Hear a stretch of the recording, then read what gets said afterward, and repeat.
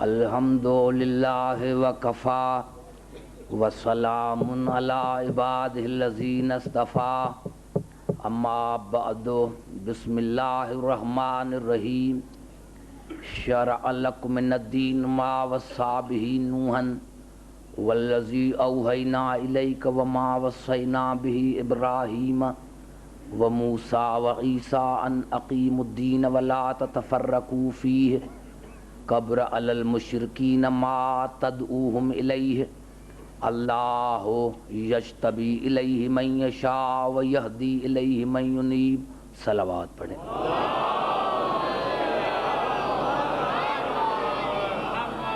عزیزان محترم، ہدایت کی موضوع پر آج یہ ہماری 8ویں نشست ہے۔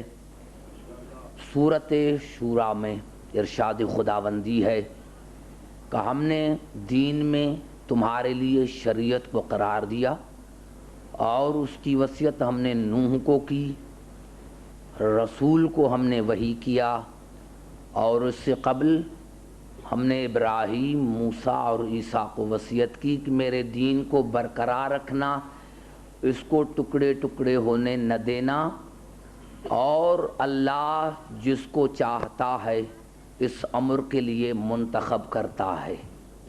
عزیزان محترم، آج کی تقریر میری یہاں سے شروع ہوتی ہے۔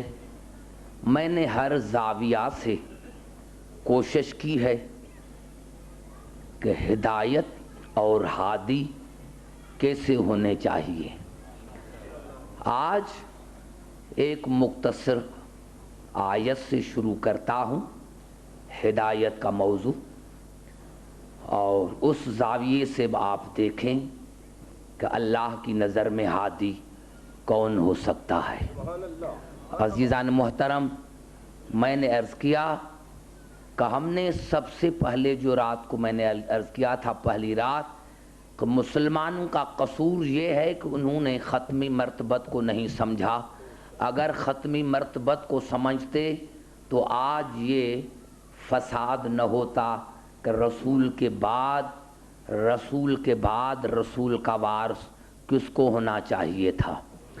حالانکہ اللہ تبارک نے قرآن میں محمد آل محمد کا فضائل محفوظ رکھا اور دنیا کی کوئی طاقت اس کو مٹا نہیں سکتی۔ عزیزان محترم، ہم نے براہ راست کوشش کی خدا تک پہنچنے کی، لیکن اللہ نے ہمیں خود منع کیا کہ براہ راست میرے تک آنے کی کوشش نہ کرنا۔ یعنی اللہ نے، اسی لیے میں نے رات عرض کیا تھا، میرے محترم سامعین، جہاں سے میری تقریر شروع ہوتی ہے، رات میں نے کہاں تقریر ختم کی تھی؟ تقریر میں نے یہاں تک ختم کی تھی کہ دنیا کہتی ہے کہ شیعہ کپڑے کو پوجتے ہیں، لکڑی کو پوجتے ہیں۔ میں نے رات مثال دی تھی جناب یوسف علیہ السلام کے کرتے کی، کہ کرتے کو نہ دیکھو، کپڑے کو نہ دیکھو، دیکھو کہ اس کی نسبت کس سے ہے، اس کی نسبت کس سے ہے۔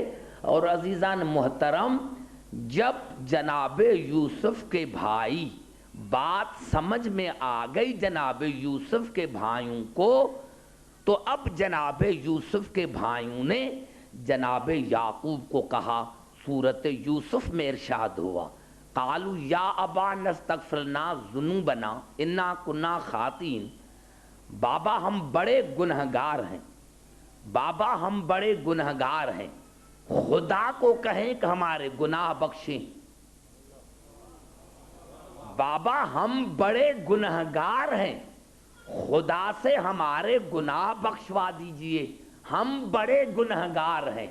سوال یہ پیدا تھا کہ یہ جناب یعقوب کے پاس کیوں آئے کہ ہمارے گناہوں کو بخشوا دیجئے؟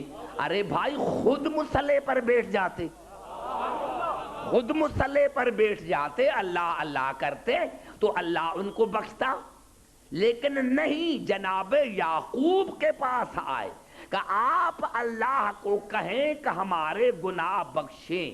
اور سوال یہ پیدا ہوتا تھا کہ جناب یعقوب خود اپنے بیٹوں کو کہتے کہ یہ بدعت ہے. خدا کو کہیں کہ وہ گناہ بخشے، میں کیسے بخشواؤں؟ میں خود تم جیسا ہوں، میں تمہارے گناہوں کو کیسے بخشوا سکتا ہوں؟ لیکن خدا کی قسم جناب یعقوب نے یہ نہیں کہا. انہوں نے کہا بابا ہمارے گناہوں کو بخشوا دیجئے، تو جناب یعقوب نے فوراً کہا قال سوف استغفر لکم ربی انہ هو الغفور الرحیم. بیٹو گھبراؤ نہیں، جلدی میں اپنے رب سے تمہارے گناہ بخشوا دوں گا، جلدی میں اپنے رب سے تمہارے گناہوں کو بخشوا دوں گا. افسوس کی بات ہے کن کو بخشوا رہا ہے؟ جو اتنے گنہگار تھے، لیکن پھر بھی جناب یعقوب نے کہا کہ میں تمہارے گناہوں کو بخشوا دوں گا اپنے رب سے. ارے افسوس کی بات ہے جناب یوسف گنہگاروں کی شفا کروائیں تو وہ جائز ہے، اور ہم کہتے ہیں کہ علی ہماری شفاعت کرے گا.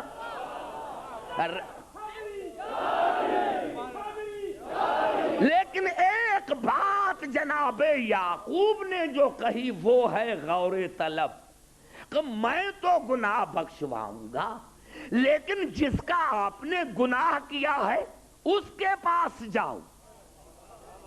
سارے بات کرو تو آگے چلوں. اور قبلہ جناب یوسف کے پاس آئے اور کہا قالوا تاللہ لقد آثرک اللہ علینا. بھائی خدا کی قسم اللہ نے آپ کو ہم پر فضیلت عطا کی ہے. بھائی خدا کی قسم اللہ نے آپ کو ہم پر فضیلت عطا کی ہے. ان کنا لخاطئین، ہم بڑے گنہگار ہیں، ہمارے گناہ بخش کر.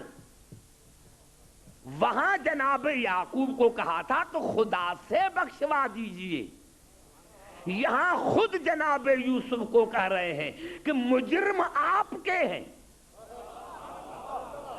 بڑا نکتہ کہنا چاہتا ہوں، ہمارے گناہ بخشیں، ہم تمہارے گنہگار ہیں، تمہارے گنہگار ہیں، ہمارے گناہ بخش دیجئے. اور اللہ نے آپ کو ہم پر فضیلت عطا کی ہے، ہمارے گناہ بخشیں ہمارے.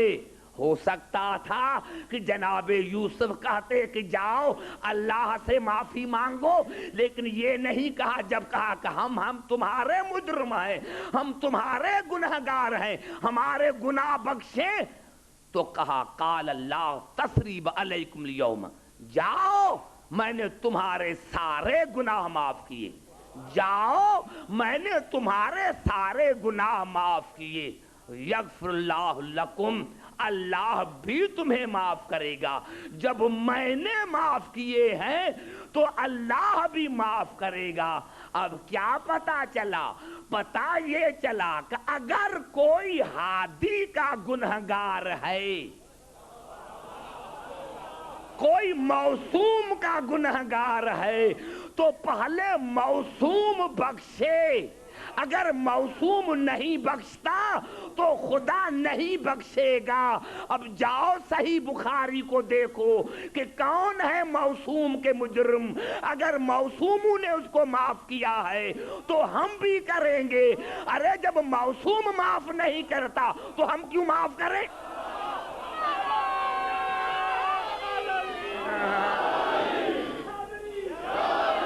سمجھ میں آئی بات یہاں تک کہ موسوم معاف کرے. جب تک موسوم معاف نہیں کرتا خدا معاف نہیں کرتا. موسوم معاف کرے، اگر موسوم معاف نہیں کرتا تو خدا معاف نہیں کرتا. یہی سبب ہے عزیزان محترم کہ میں نے عرض کیا کہ اللہ نے سورت انبیاء میں مسلسل آیتیں نازل کی. ان الذین سبقت لهم من الحسنى اولئک عنہا مبعدون لا یسمعون حسیسها وهم فی ما اشتہت انفسهم خالدون. اللہ نے کہا کچھ ایسی ہستیاں ہیں جو میں نے ہر فضیلت ان کے نام پر لکھ دی ہے. ہر فضیلت میں نے ان کے نام پر لکھ دی ہے. کچھ ایسی ہستیاں ہیں کہ میں نے ہر فضیلت ہر نیکی ان کے نام پر لکھ دی ہے اور جہنم سے ان کو دور رکھا جائے گا. دنیا میں ہم نے ان کو ہر رجت سے دور رکھا, قیامت میں ہم ان کو ہر عذاب سے دور رکھیں گے. اور جنت کے وہ مالک ہیں جو چاہیں کریں. جنت کے وہ مالک ہیں جو چاہیں کریں. اور پھر اللہ نے ارشاد فرمایا لا یحزنہم الفزع الاکبر, اسی دن ان پر کوئی خوف نہ ہوگا, کوئی حزن نہ ہوگا. وَتَتَلَقَّاهُمُ الْمَلَائِكَةُ, ملائک ان کو لینے کے لیے آئیں گے کہ جب تک آپ نہیں چلیں گے قیامت نہ ہوگی. ملائک ان کو لینے کے لیے آئیں گے کہ چلو تمہارے بغیر قیامت نہیں ہوتی, چلو تمہارے بغیر قیامت نہیں ہوتی. اور جب وہ میدان حشر میں آئیں گے تو ملائک ان کا استقبال کریں گے اور کہیں گے ھذا یومکم الذی, آج دن کے مالک تم ہو. گھبرا گئے شاید. آج دن, اور جمع کا صیغہ ہے. آج دن کے مالک تم ہو. کن تم توعدون, اللہ نے تم سے وعدہ کیا تھا, اللہ نے تم سے وعدہ کیا تھا کہ اس دنیا میں جو میں کہوں گا وہ تم کرو گے اور قیامت میں جو تم کہو گے وہ میں کروں گا.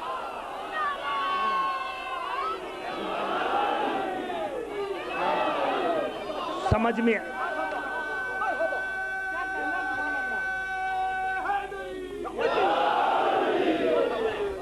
نہیں قبلہ, آگے لے کے چلتا ہوں. آج ہم بے وقوف نہیں, میں نے رات بھی عرض کیا تھا ہم بے وقوف نہیں ہیں. ہم جو ان کے پیچھے لگے ہیں ہم بے وقوف نہیں ہیں, کیونکہ ہمارے مذہب کی بنیاد زندگی پر ہے. ہم مردہ کو نہیں مانتے, ہم مردہ کو نہیں مانتے. ہم ذکر کرتے ہیں تو زندہ کا ذکر کرتے ہیں, روتے ہیں تو زندہ کے لیے, نعرہ لگاتے ہیں تو زندہ کا. یہی سبب ہے عزیزان محترم کو سورت نمل میں ارشاد ہوا یوم ینفخ فی الصور ففزع من فی السماوات ومن فی الارض الا من شاء اللہ.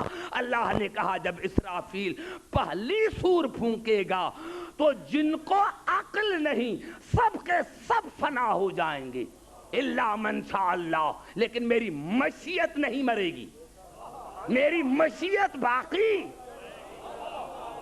میری مشیت باقی. پہلی سور پھونکی, جو بے عقل تھے سارے مر گئے, لیکن اللہ نے کہا میری مشیت باقی.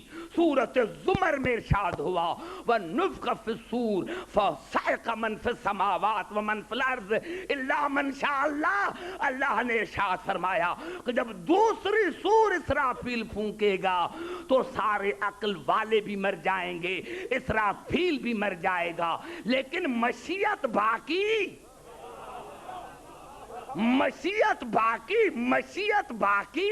ارے بھائی کوئی تو خدا کی مشیت ہے, کوئی تو خدا کی مشیت ہے جو نہیں مرتی, کوئی تو ہے, کوئی تو ہے.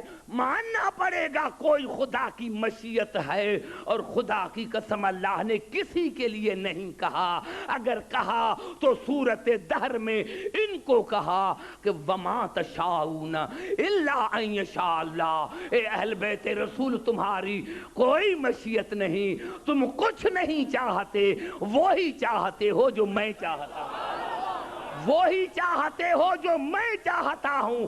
ابھی میں سمجھا نہ سکا, چوتھی آیت پڑھنا چاہتا ہوں. قرآن حکیم کی مشہور آیت ہے سورۃ الرحمن میں کل من علیہا فان وَيَبْقَى وَجْهُ رَبِّكَ ذُو الْجَلَالِ وَالْإِكْرَامِ۔ کل من علیہا، ہا مؤنث ہے، مؤنث کا ضمیر ہے جس کا مرجع ہے زمین۔ اللہ نے کہا زمین پر سب کچھ فنا ہو جائے گا لیکن بچے گا کون؟ وَيَبْقَى وَجْهُ رَبِّكَ ذُو الْجَلَالِ وَالْإِكْرَامِ۔ بچے گا کون؟ کرم اللہ وجہ۔ بچے گا کون؟ کرم اللہ وجہ۔ بچے گا کون؟ کرم اللہ وجہ۔ اللہ کا عزت والا چہرہ بچے گا۔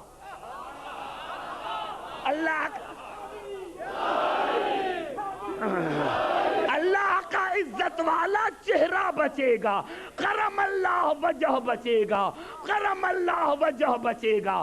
ارے میں کیوں کہوں کہ کرم اللہ وجہ کون ہے؟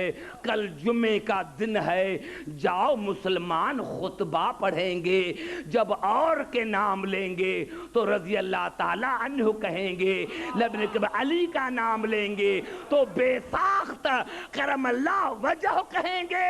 آج پتا چلا کہ سارے مردہ ہیں، علی زندہ۔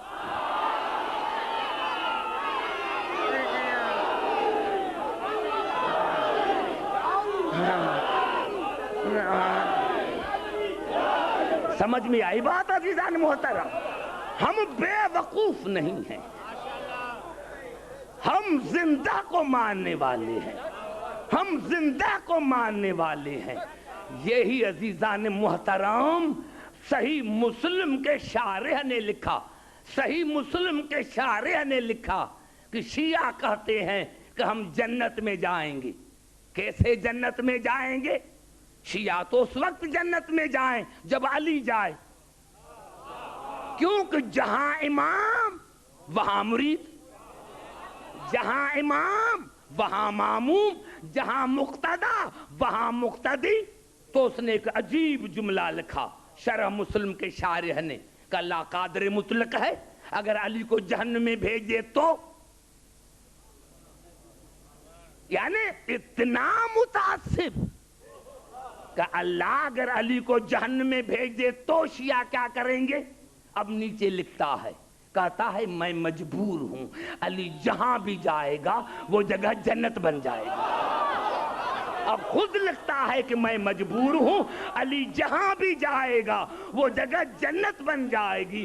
اب اس کا دلیل دیتا ہے کہ جب مومن 300 مائل دور جہنم سے آن کے کھڑا ہوگا، جب مومن 300 مائل دور جہنم سے آن کے کھڑا ہوگا تو جہنم کی آواز آئے گی، جز جز یا مومن، جز جز یا مومن، فَإِنَّ نُورَكَ اطْفَىٰ نَارِي۔ اے مومن جلدی کر گزر جاؤ، اے مومن جلدی کر گزر جاؤ، تمہارے نور نے میرے آنکھ کو بجھا دیا ہے۔ اے مومن جلدی کر گزر جا، اے مومن جلدی کر گزر جا، تمہارے نور نے میرے آنکھ کو بجھا دیا ہے۔ صحیح مسلم کا شارح کہتا ہے کہ میں مجبور ہوں، جب 300 مائل پر مومن آتا ہے تو جہنم میں نہیں رہتا، ارے جہاں علی امیر المومنین آئے گا۔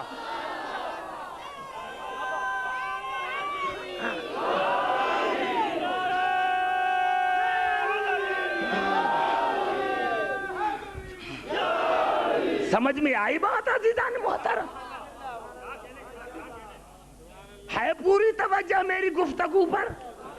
عزیزان محترم میں کیا کروں، یہ قرآن حکیم کے الفاظ ہیں، گھبرا نہ جانا، پوری کوشش کرتا ہوں سمجھانے کے لیے، اسی لیے ایک باقی 2 تقاریر رہ گئی ہیں۔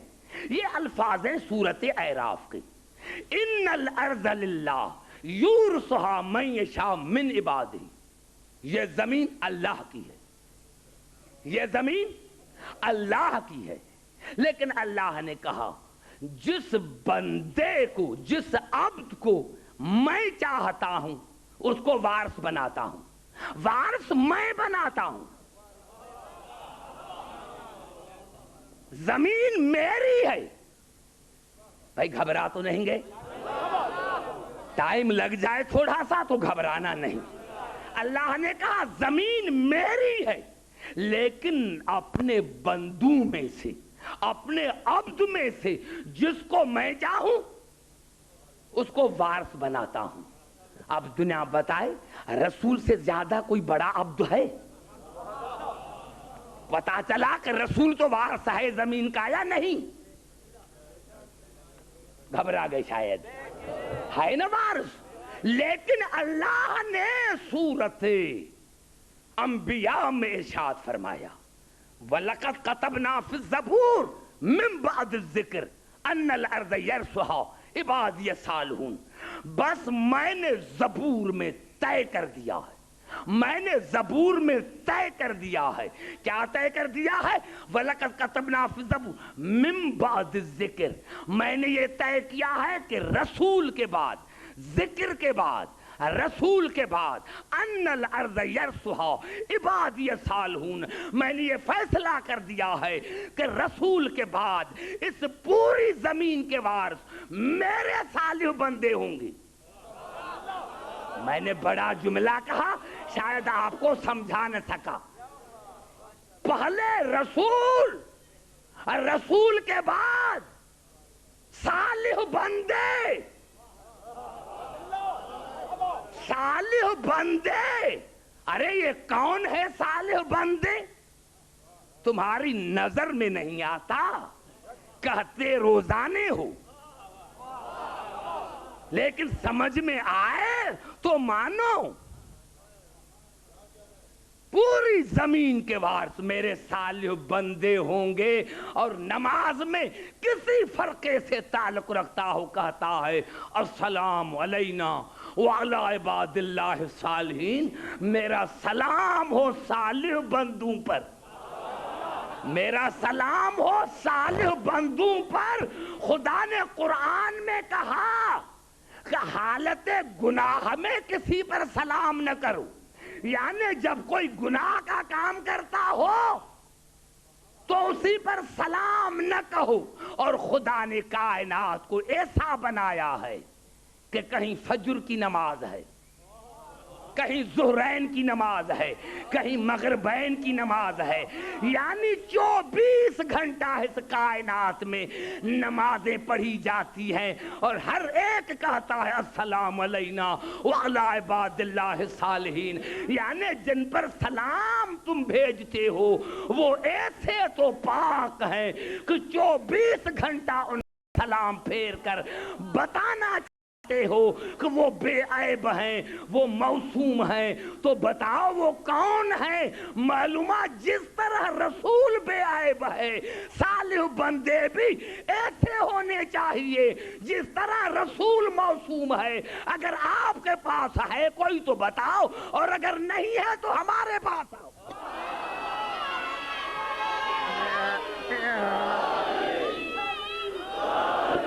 سمجھ میں آ رہی ہے بات؟ نہیں، میں سمجھا نہیں سکا، میں سمجھا نہیں سکا۔ پھر آگے چلتا ہوں۔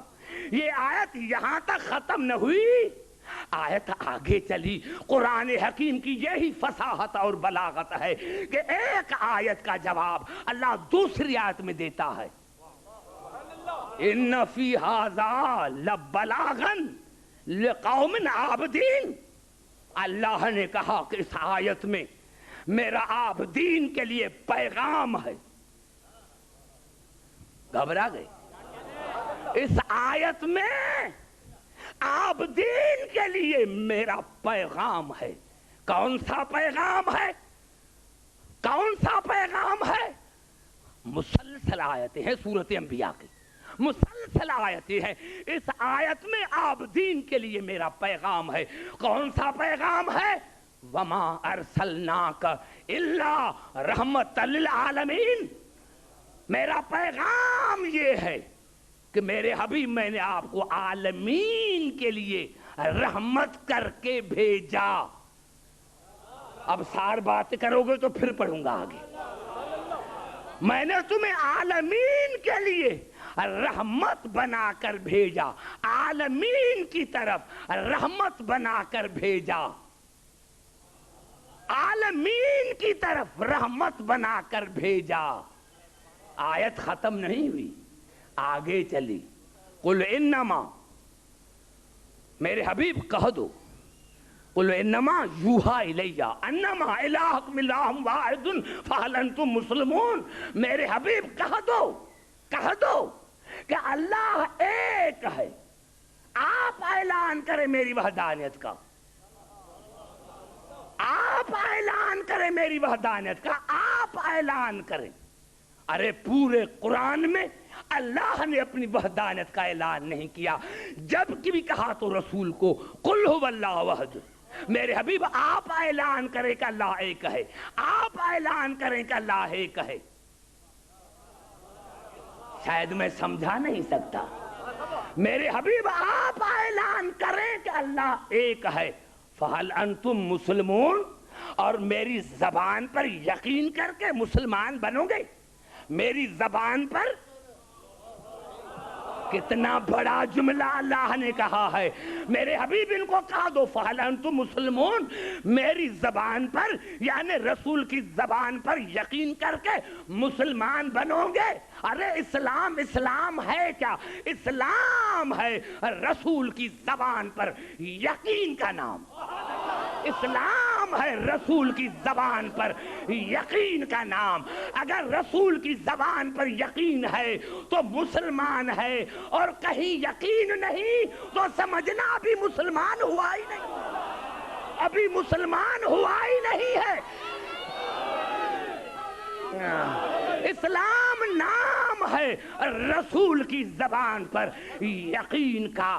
جہاں جہاں اللہ اپنی وحدانیت کا اعلان کروا رہے ہیں تو کہہ رہا ہے میرے حبیب آپ اعلان کریں, آپ اعلان کریں. یا اللہ تو خود اعلان کر. عرش پر ریڈیو اسٹیشن قائم ہو جائے, جبرائیل کو کہو کہ وہ اعلان کرے, آپ خود اعلان کریں. اللہ نے کہا نہیں, میری وحدانیت کا اعلان رسول کرے. تو تمہیں رسول سمجھ میں نہ آیا, تمہیں رسول سمجھ میں نہ آیا. ارے اللہ جب تک رسول کو وسیلہ نہیں بناتا تب تک اپنی وحدانیت کا اعلان نہیں کر سکتا. اللہ اگر رسول کو وسیلہ نہیں بناتا, اللہ اگر رسول کو وسیلہ نہیں بناتا تو اپنی وحدانیت کا اعلان نہیں کر سکتا. تو تم بغیر رسول کے خدا تک کیسے پہنچ سکتے ہو؟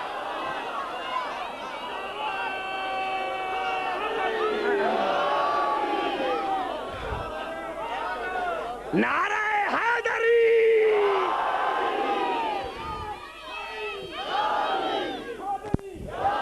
یہی الفاظ ہیں عزیزان محترم. قرآن میں نے عرض کیا تھا پہلی رات کہ قرآن کا ایک ظاہر ہے 70 باطن ہے. قرآن کا ایک ظاہری ترجمہ کر لیا, گھبرا تو نہیں گئے؟ ظاہری ترجمہ تم نے قرآن کا کر لیا. ارے قرآن کا ایک ظاہر ہے 70 باطن ہے. اب قرآن رسول عالمین کے لیے رحمت. اب دیکھو اللہ نے سمجھایا کس طرح ہے. خدا کی قسم اگر یہ میں مثال آپ کو سمجھا سکا تو سمجھوں گا کہ میں نے کامیاب اشرا پڑھا. یہ الفاظ ہیں سورۃ الفرقان کے. وَهُوَ الَّذِي أَرْسَلَ الرِّيَاحَ بُشْرًا بَيْنَ يَدَيْ رَحْمَتِهِ وَأَنزَلْنَا مِنَ السَّمَاءِ مَاءً طَهُورًا. اللہ نے کہا خدا وہ ہے جو پہلے ہواؤں کو بھیجتا ہے.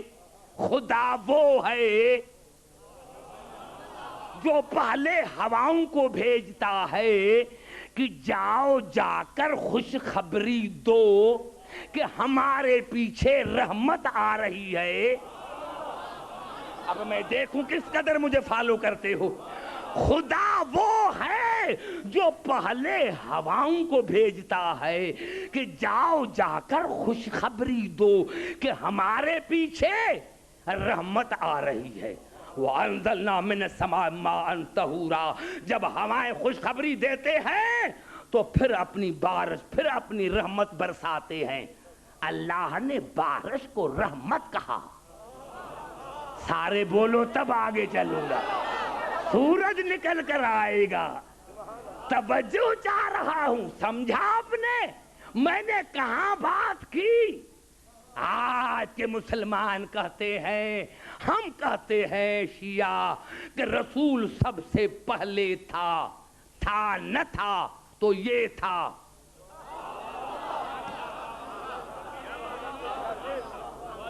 تھا نہ تھا تو یہ تھا، میں کیا کروں؟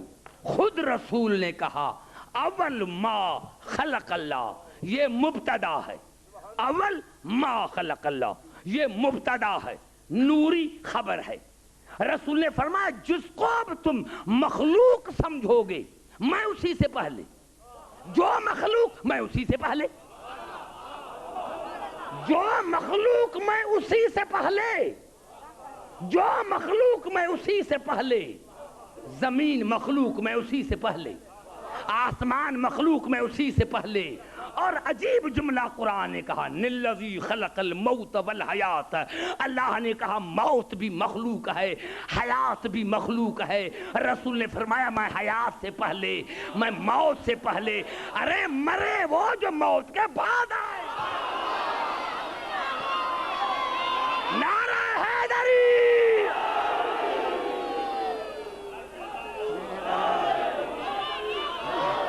مرے وہ،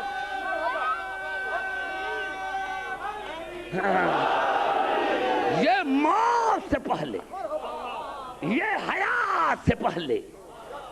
تو دنیا کہتی ہے یہ پہلے تھا تو بعد میں کیوں آیا؟ جب تھا پہلے تو بعد میں کیوں آیا؟ ابھی نہیں سمجھا کہ یہ ہے رحمت۔ اللہ نے کیا کہا وَهُوَ الَّذِي أَرْسَلَ الرِّيَاحَ بُشْرًا بَيْنَ يَدَيْ رَحْمَتِهِ وَأَنزَلْنَا مِنَ السَّمَاءِ مَاءً طَهُورًا۔ خدا وہ ہے جو ہواؤں کو بھیجتا ہے کہ جاؤ خوشخبری دو، تاکہ ہمارے پیچھے رحمت آ رہی ہے، پیچھے رحمت آ رہی ہے۔ آدم سے لے کر عیسیٰ تک ساری ہوائیں تھی، ساری ہوائیں تھی۔ ہر نبی آیا اپنی امت کے پاس کہ ہمارے پیچھے رسول آ رہا ہے، ہمارے پیچھے رسول آ رہا ہے۔ 1,24,000 نبی ہوائیں ہیں، رحمت رسول رحمت ہے۔ نعرہ حیدری،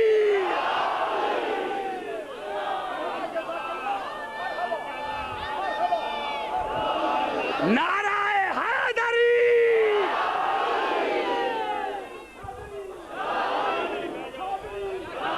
سمجھ میں آئی بات؟ یہ ہوائیں ہیں، رسول رحمت ہے، رسول رحمت ہے۔ ارے بھائی رحمت ہے رسول، بارش بھی رحمت ہے، رسول بھی رحمت ہے، بارش بھی رحمت، رسول بھی رحمت۔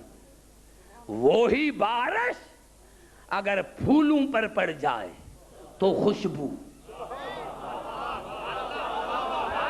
وہی بارش گندگی پر پڑ جائے تو پہلے گندگی کا منہ بند تھا، جیسے ہی رحمت آئی تو منہ کھلا، بدبو ظاہر ہوئی۔ توجہ چاہ رہا ہوں عزیزان محترم، پہلے بارش تو وہی رحمت ہے، جو پھولوں پر پڑی وہ بھی رحمت، جو گندگی پر پڑی وہ بھی رحمت۔ اب یہ تو ہر ایک کا ظرف ہے۔ نعرہ حیدری،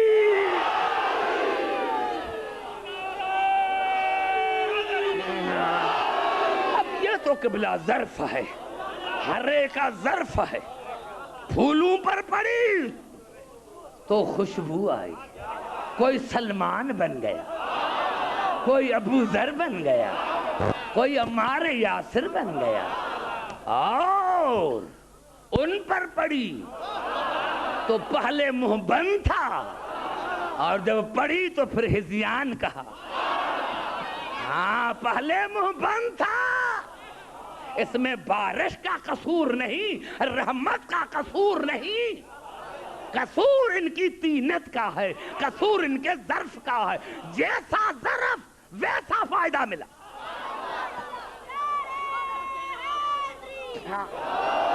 یہی ہے، مجھے 4 حدیثیں پڑھنے دو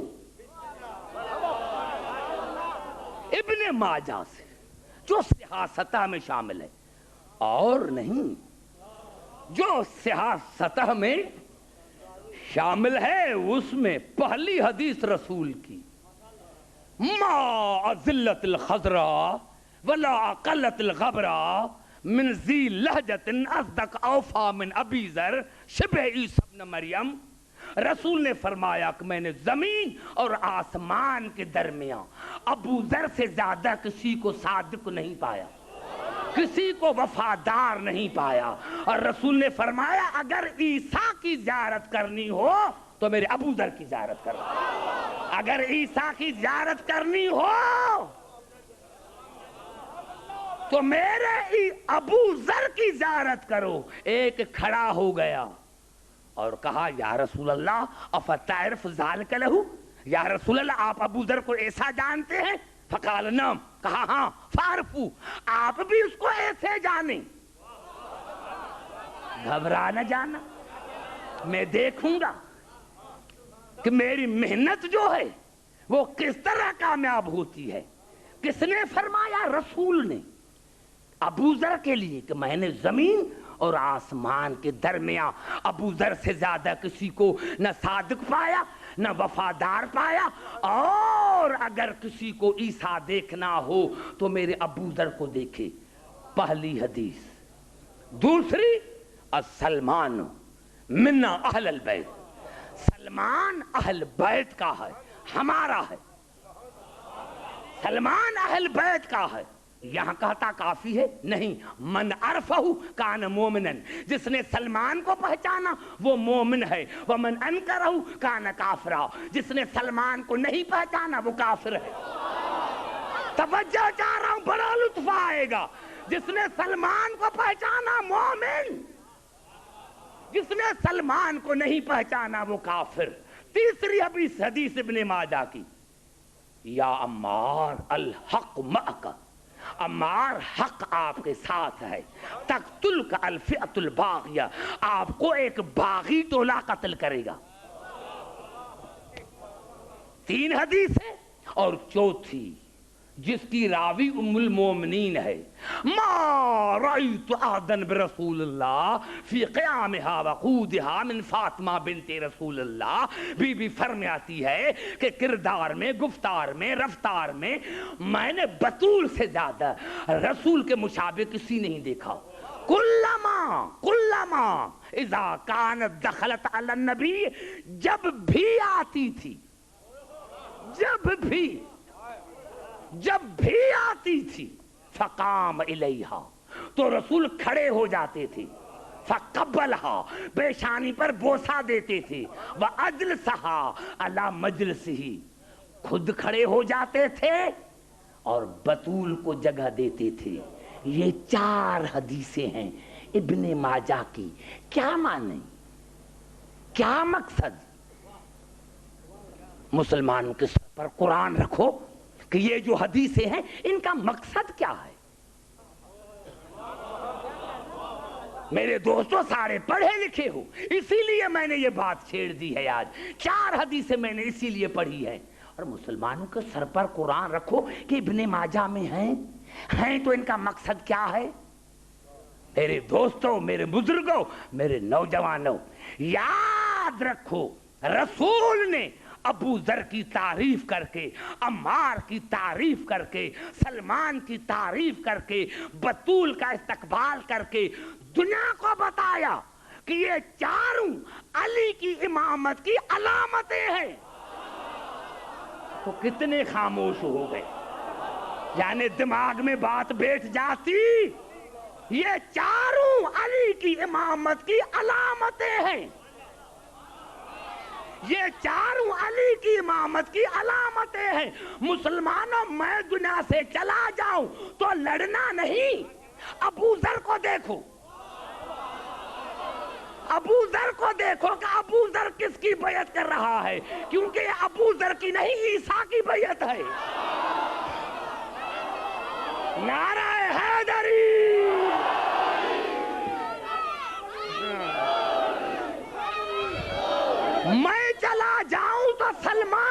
دیکھنا کہ سلمان کس کے پاس ہے, کس کے دروازے پر داڑھی سے جھاڑو دیتا ہے.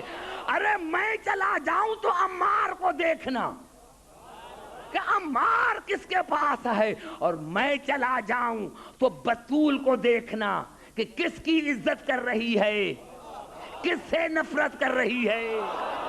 بطول, سمجھ میں آئی بات یہاں تک عزیزان محترم؟ یہ 4 حدیثیں ہیں جو ابن ماجہ میں ہے. گھبرا تو نہیں گئے عزیزان محترم؟ پوری توجہ چاہ رہا ہوں. تو میں نے عرض کیا عزیزان محترم کہ رسول رحمت ہے, اور اللہ نے رسول کو مائے طاہر کہا. توجہ, بڑا جملہ کہنا چاہتا ہوں. رسول کو اللہ نے مائے طاہر, پاک پانی. رسول کا لقب ہے ابو طاہر, پانی کا باب, اور علی کا لقب ہے ابو تراب, مٹی کا باب. توجہ چاہ رہا ہوں, میرے قریب آ کر بات کرو میرے دوستو. زبان سے تھوڑا بات, زبان منہ کھولو تو بات کروں. سمجھ میں آ رہی ہے بات؟ رسول کا لقب کیا ہے؟ ابو طاہر, پانی کا باب, آسمانوں کا باب. کیونکہ اللہ نے رسول کو کہا لولا کلمہ خلقت الافلاک, میرے حبیب آپ نہ ہوتے تو آسمان نہ ہوتے. کسی حدیث میں آپ کو یہ نہیں ملے گا کہ میرے حبیب آپ نہ ہوتے تو زمین اور آسمان نہ ہوتا. نہیں, آپ نہ ہوتے تو آسمان نہ ہوتے. میرے حبیب نور کے ہیں 2 حصے, آپ ہیں آسمانوں کے باپ, علی ہے زمین کا باپ. توجہ چاہ رہا ہوں, بڑا لطف آئے گا. رسول ہے آسمانوں کے باپ, علی ہے زمین کے باپ. اب دنیا کہتی ہے میرے دوستو رسول کیسے گیا معراج میں, جوتی سمیت کیسے گیا؟ بے وقوفا, آسمان رسول کی ملکیت ہے, آسمان رسول کا گھر ہے, وہ اس کا گھر ہے. جیسے چاہے ننگے پاؤں جائے یا جوتی سمیت جائے. اور زمین ہے علی کا گھر, چاہے ابو طالب کے گھر میں آئے چاہے کعبے میں آئے. نعرہ حیدری. اور سب کو رسول نے کہا سدو ابوابکم, سدو ابوابکم الا علی. سب کے سب دروازے بند کرو مسجد میں علی کے سوا, سب کے سب دروازے بند کرو. ارے کیوں دروازے بند کرا, علی کا کھلا کیوں رکھا؟ ارے علی زمین کا مالک ہے, علی زمین کا مالک ہے, جہاں سے چاہے جہاں سے آئے. اور سب کا دروازے بند کرے. مسلمان کے سر پر قرآن رکھو کہ ہے یا نہیں؟ ارے جن کے دروازے ہی بند ہیں ان کے دروازے پر ہم جائیں کیوں؟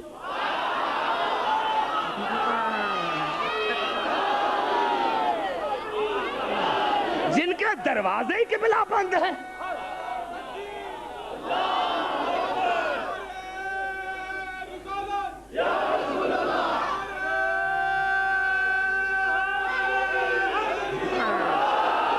جن کے دروازے ہی بند ہیں ان کے دروازے پر فائدہ کیا جانے کا؟ دروازہ ہی بند ہے تو ہم جائیں کیوں؟ یہی سبب ہے عزیزان محترم کہ رسول کا لقب ابو طاہر, آسمانوں کا باپ, پانی کا باپ, علی مٹی کا باپ. اب یہ میرے الفاظ ہیں جو ابھی میں کہنا چاہتا ہوں. میں نے عالم تصور میں سوچا یا اللہ ایسے ہونے چاہیے تھا کہ علی کا لقب ہونے چاہیے تھا ابو طاہر, آسمانوں کا باپ, پانی کا باپ, اور رسول کا لقب ہونا چاہیے تھا ابو تراب.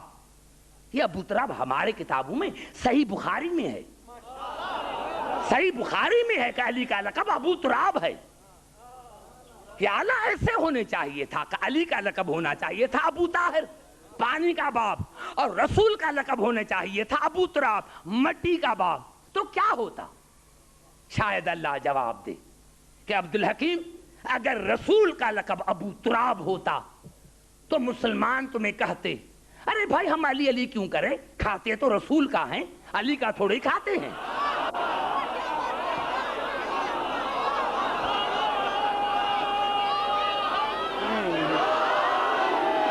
سمجھ میں آئی بات؟ شاید ایسے کہتے کہ بھائی رسول ہے زمین کا باپ، تو ہم کھاتے تو رسول کا ہیں، علی کا تھوڑے کھاتے ہیں۔ اللہ نے کہا اسی لیے میں نے علی کا لقب رکھا ابو تراب، کہ یہ مٹی کا باپ ہے، جو پانی نکلتا ہے وہ علی کی ملکیت، جو پانی نکلتا ہے وہ علی کی ملکیت، جو کھاتے ہو وہ علی کی ملکیت، جس پر چلتے ہو وہ علی کی ملکیت، اور جس کو سجدہ کرتے ہو وہ علی کی ملکیت، جس کو سجدہ کرتے ہو علی کی ملکیت ہے۔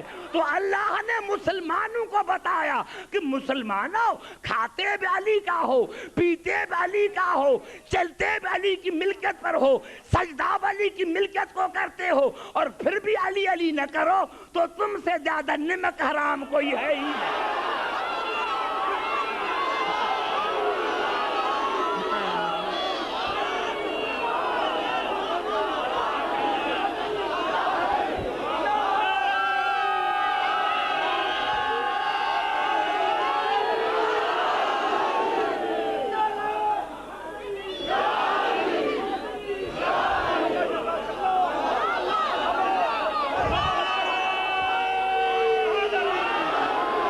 سمجھ میں آئی بات؟ اور آج سائنس نے ترقی کی ہے اور ہمارے کچھ کہتے ہیں کہ علی کو شیعہ بڑھاتے ہیں۔ بھائی علی کی حد بتا، علی کی حد بتاؤ۔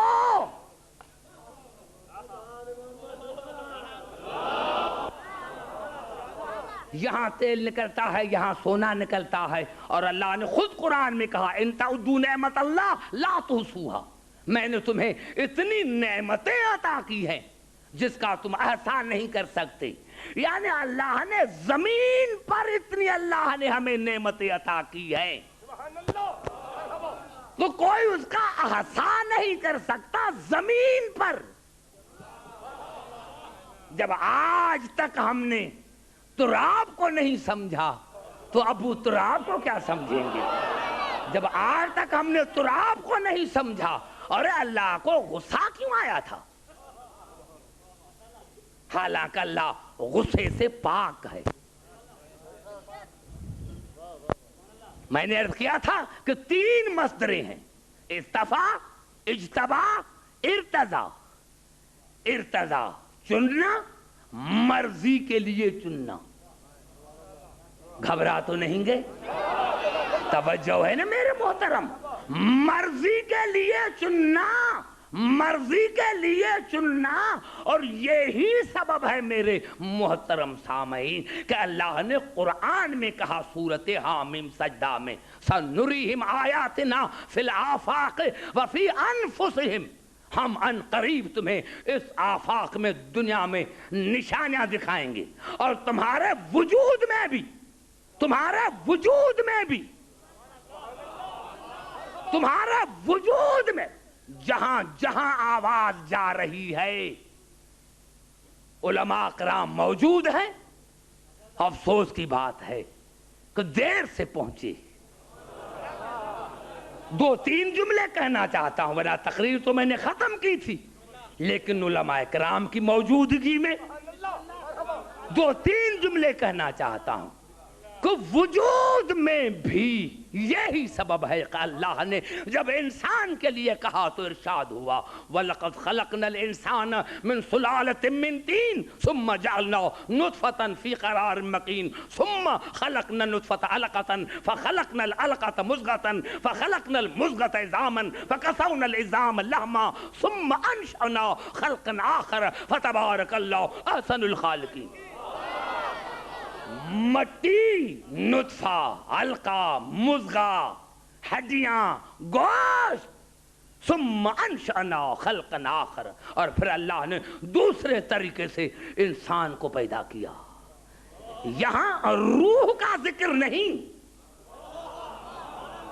یہاں روح کا ذکر نہیں، بوتے کا ذکر ہے. ایک جملہ کہہ دوں, اللہ کا یعنی یہ ظرف ہے, یہ ظرف ہے. وَيَسْأَلُونَكَ عَنِ الرُّوحِ, آپ سے پوچھتے ہیں کہ روح کیا ہے, قُلِ الرُّوحُ مِنْ أَمْرِ رَبِّي, کہہ دو کہ روح امر ربی ہے. روح امر, اب دو ملے آپس میں, ہر چیز کو ظرف کی ضرورت ہے.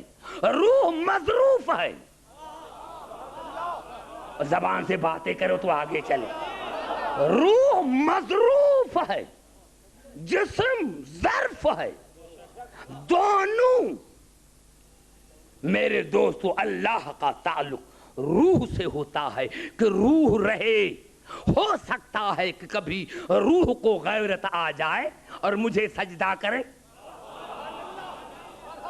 یعنی روح مظروف ہے. ہر شے کو ضرورت ہے ظرف کی. نبوت کو بھی ضرورت ہے ظرف کی, ولایت کو بھی ضرورت ہے ظرف کی. یہی سبب ہے جو دنیا کو محمد آل محمد سمجھ میں نہیں آیا. اللہ اعلم حیث یجعل رسالت, میں خدا سب سے زیادہ جانتا ہوں کہ رسالت کو کہاں قرار دوں, رسول کو نہیں. میں خدا سب سے زیادہ جانتا ہوں کہ رسالت کو کہاں رکھوں, رسالت کو کہاں قرار دوں. کیا مانے؟ انبیاء کے جو جسم ہیں وہ ظرف ہیں. رسالت, امامت, ولایت یہ مظروف ہیں. ہم ایمان رسالت پر لے کر آتے ہیں, ہم نے رسالت کو دیکھا نہیں. رسالت دیکھنے کی چیز نہیں, ولایت دیکھنے کی چیز نہیں. ہم ایمان لے کر آتے ہیں رسالت پر, ولایت پر, امامت پر. ارے رسالت ہے مظروف, انبیاء کے جسم ہیں ظرف نہیں. میں آپ کو سمجھا نہ سکا. پھر مثال دیتا ہوں. ہے کوئی ایسا مسلمان جو کہے کہ رسالت نجس ہے؟ رسول سے عیب نکالیں گے, رسالت سے نہیں. توجہ چاہ رہا ہوں. اگر یہ دو باتیں سمجھ میں آ جائیں, ارے ایمان سے بتاؤ تم قرآن کہاں رکھتے ہو؟ جو پاک چیز ہو, پاک چیز پر رکھتے ہو, پاک جگہ پر رکھتے ہو. اور اگر اس کو کپڑا بھی لپیٹنا چاہتے ہو تو پاک, کیونکہ کپڑا ہے ظرف, جگہ ہے ظرف. کیا میں سمجھاؤں تمہیں؟ نہیں سمجھ میں آیا؟ ارے تمہیں قرآن کے لیے خیال ہے کہ جہاں رکھے وہ پاک ہو, جو کپڑا اوڑھے وہ پاک ہو, تو جس جگہ اللہ نے رسالت کو رکھی ہوگی وہ گندگی ہوگی.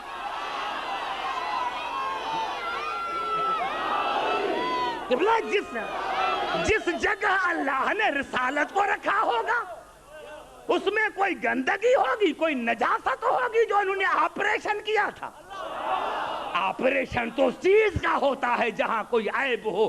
تمہیں قرآن کے لیے اتنا خیال ہے, اللہ کو رسالت کے لیے نہیں. سمجھ میں آئی بات عزیزان محترم؟ تو ہر چیز کو ضرورت ہے, ہر چیز کو ضرورت ہے ظرف کی. سمجھ میں آئی بات؟ ہر چیز کو ضرورت ہے ظرف کی. اللہ انتظام کرتا ہے پہلے ظرف کا پھر مظروف کا.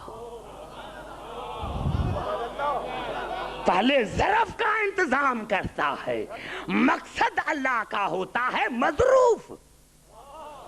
لیکن پہلے ظرف کا انتظام کرتا ہے. یہی سبب اللہ نے کیوں کہا تھا جناب ابراہیم اور اسماعیل کو وَعَهِدْنَا إِلَىٰ إِبْرَاهِيمَ وَإِسْمَاعِيلَ أَن طَهِّرَا بَيْتِيَ لِلطَّائِفِينَ وَالْعَاكِفِينَ وَرُكَعِ السُّجُودِ. ہم نے وعدہ لیا ابراہیم اور اسماعیل سے کہ میرے گھر کو پاک رکھو، میرے گھر کو پاک رکھو، میرے گھر کو پاک رکھو. یہ اللہ نے کیوں کہا تھا کہ میرے گھر کو پاک رکھو؟ کیونکہ کعبہ تھا ظرف. اللہ کو پتا تھا کہ جو مظروف آنے والا ہے وہ اسی سے پاک ہے.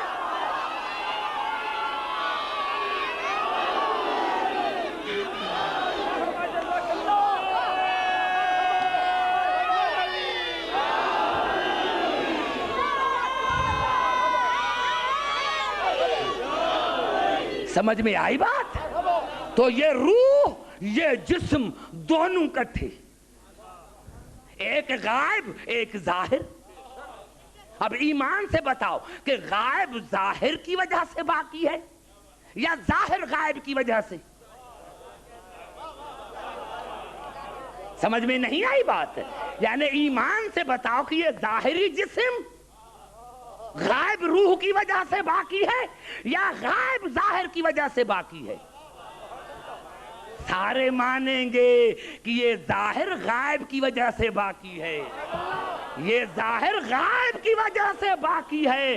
ارے جب ہمارا چھوٹا جسم بغیر غائب کے نہیں رہ سکتا تو یہ بڑی دنیا بغیر غائب کے کس طرح رہ سکتی ہے؟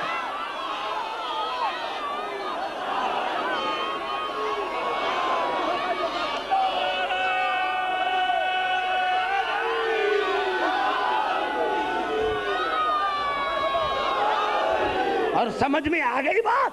اور اس غائب کی تعریف کیا ہے؟ یہاں دبئی میں سوئے کبھی دیکھ رہے ہو کہ کبھی دیکھ رہے ہو کہ پاکستان میں گھوم رہے ہیں، کبھی دیکھ رہے ہو کہ لندن میں گھوم رہے ہیں. یہ لندن میں کون گیا ہے؟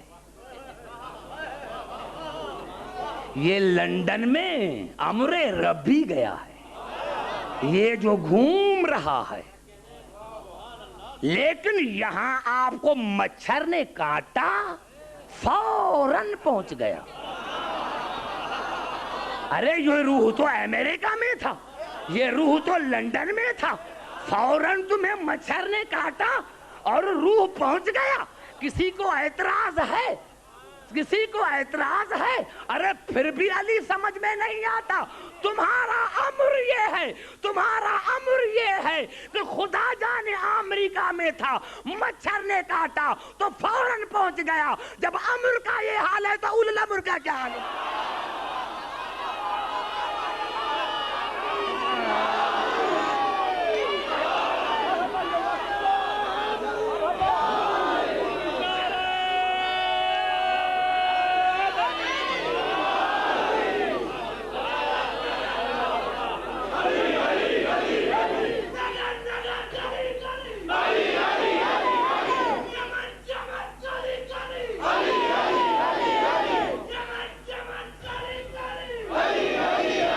یہی سبب ہے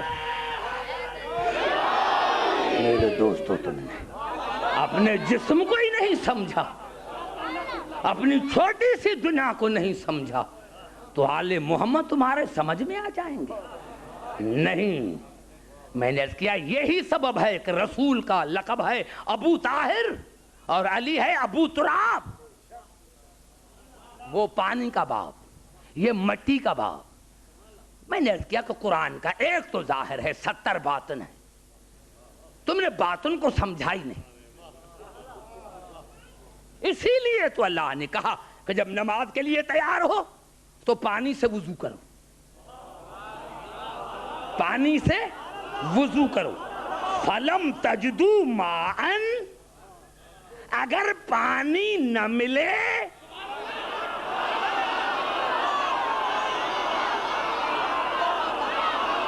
اگر پانی نہ ملے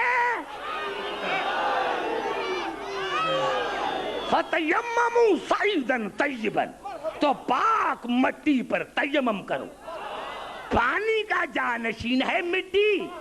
ارے ابھی بھی جانشین سمجھ میں نہ آیا, ابھی بھی جانشین سمجھ میں نہیں آیا.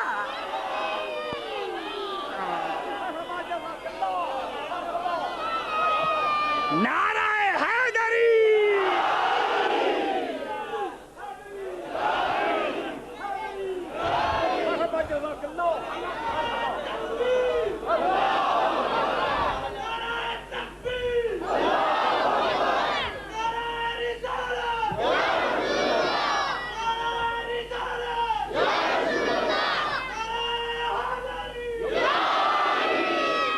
ہاں, عزاداران حسین ان کو سمجھ میں نہ آیا.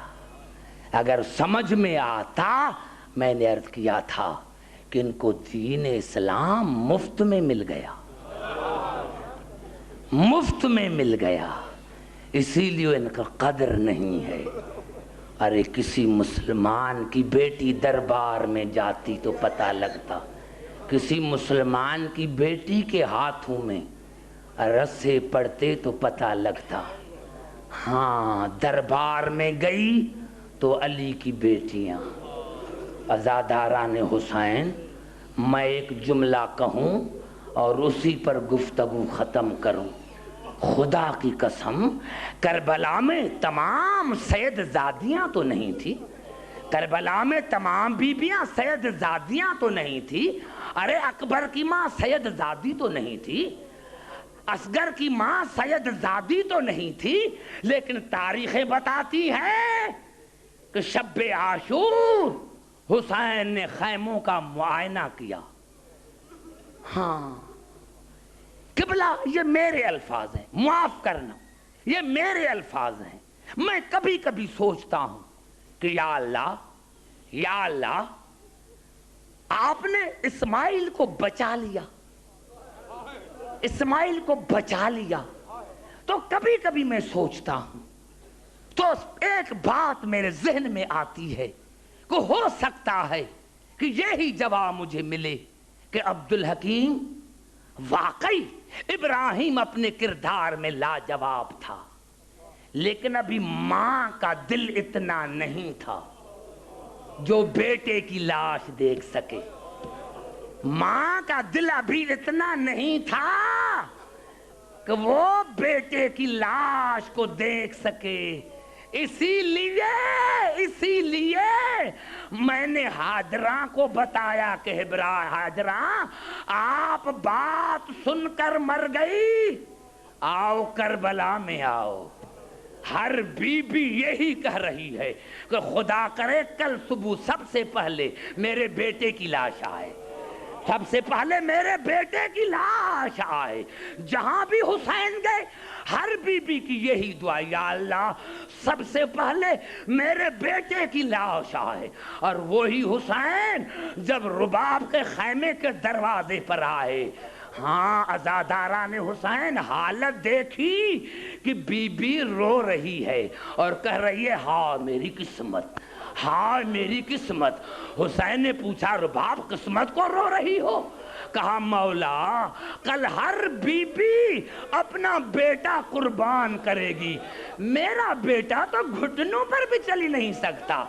مولا اگر گھٹنوں پر چل سکتا تو میں اس کو کربلا کے میدان میں خود لے کے جاتی. مولا یہ اتنا چھوٹا ہے کہ گھٹنوں پر بھی چل نہیں سکتا, کل میں میدان حشر میں بطول کو منہ کیا دکھاؤں گی؟ حسین کو اس ادا پر پیار آ گیا اور کہا رباب گھبراؤ نہیں, اگر اصغر کی قربانی اکبر سے بڑھ نہ جائے تو مجھے حسین کرنے نہ ماننا.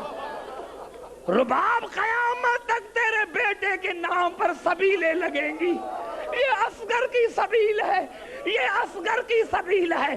نوجوانوں, وہ وقت آیا 10ویں کے دن جب حسین رباب کے خیمے میں آئے. رباب بچا دو, حسین بچے کو لے کر آگے چلے یا جناب رباب آئی. تاریخ میں ملتا ہے کہ 2 ہستیاں ساتھ ہیں, ایک حسین ایک زینب.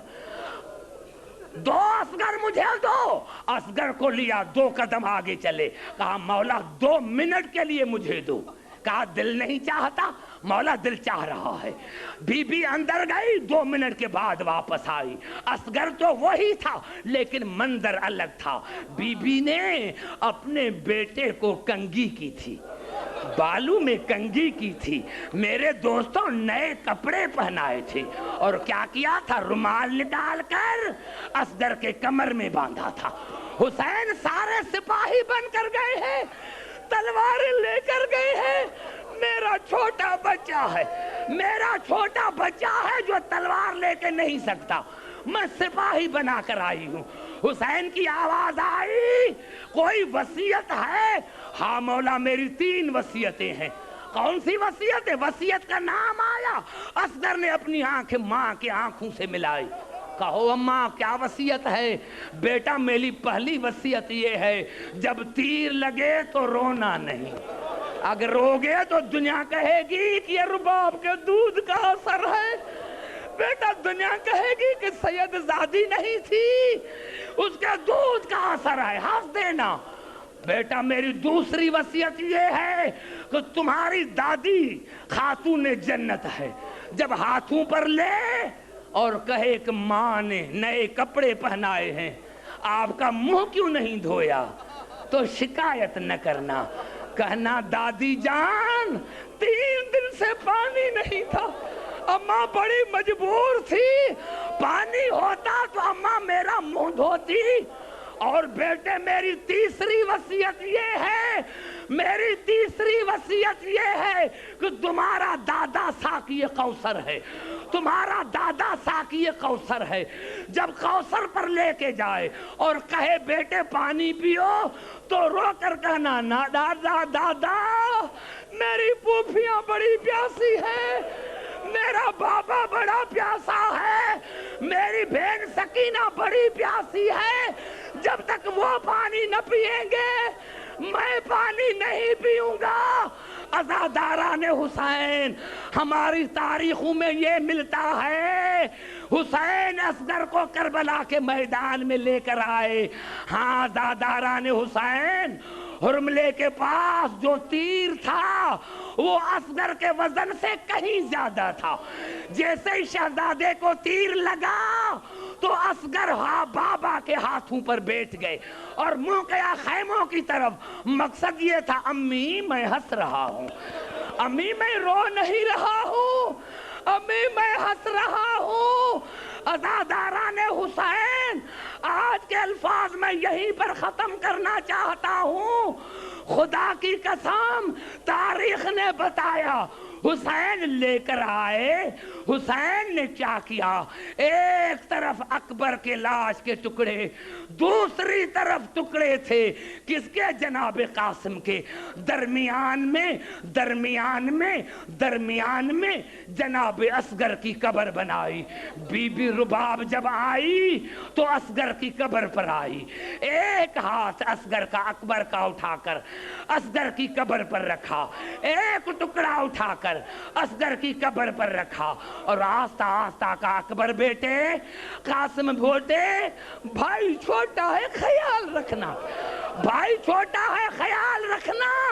عزاداران حسین, جناب رباب وہاں سے چلی, حسین کے لاش پر آئی, ٹھنڈا سانس بھر کے کہا مولا کیا کروں, مدینہ ہوتا تو کفن پہناتی, مولا ہاتھ بندھے ہوئے ہیں, مولا اگر ہاتھ بندھے ہوئے نہ ہوتے تو بالوں کا سایہ کرتی, مولا سر پر چادر نہیں ہے, مولا نہ کفن دے سکتی ہوں نہ سایہ کر سکتی ہوں, لیکن ایک وعدہ کرتی ہوں کہ مولا ساری زندگی نہ ٹھنڈا پانی پیوں گی نہ سائے میں بیٹھوں گی, مولا ساری زندگی نہ سائے میں بیٹھوں گی نہ ٹھنڈا پانی پیوں گی. شیعو, خدا کی قسم جتنا عرصہ رباب زندہ رہی نہ ٹھنڈا پانی پیا نہ سائے میں بیٹھی. ارے شام سے کربلا میں آئی, جب کہا کہ چلو مدینے تو بی بی نے عجیب جملہ کہا, میرا مدینے میں ہے کون, میرا مدینے میں ہے کون اور جس کے لیے چلوں؟ امام کے حکم سے مدینے میں آئی. بہت عرصہ گزر گیا. ایک مرتبہ آندھی یا بارش آئی. پھپھیو نے سید سجاد کو کہا جاؤ ماں کو اندر لے کر آؤ. سید سجاد آیا. اماں اندر چلو. پھپھیو نے کہا اندر چلو. جناب رباب نے رو کر کہا بیٹے ایسے نہ کہو. میں آج بھی دیکھ رہی ہوں کہ میرے مولا کی لاش دھوپ میں پڑی ہے. بیٹے ایسے نہ کہو. میں آج بھی دیکھ رہی ہوں کہ میرے مولا کی لاش دھوپ میں پڑی ہے. تو سید سجاد نے کہا آج میں عابد کی حیثیت میں نہیں امام کی حیثیت میں کہتا ہوں. میرے دوست امام کا نام آیا. بی بی نے ہاتھ اٹھائے. یا اللہ ایک امام سے وعدہ کر کے آئی ہوں کہ ساری زندگی سائے میں نہ بیٹھوں گی. دوسرا امام کہہ رہا ہے کہ سائے میں چلو. بس یہ الفاظ کہنے تھے. یا جناب سید سجاد نے پھپھیوں کو بلایا. پھپھی اماں ادھر آؤ اماں جا رہی ہے. پھپھی اماں ادھر آؤ اماں جا رہی ہے. سید سجاد نے کہا ہاں اماں جا رہی ہو. بیٹے تمہارے امامت کی گواہی دے کر جا رہی ہوں لیکن ایک کام کرنا ٹھنڈے پانی سے غسل نہ دینا. اللہ لعنت اللہ علی القوم.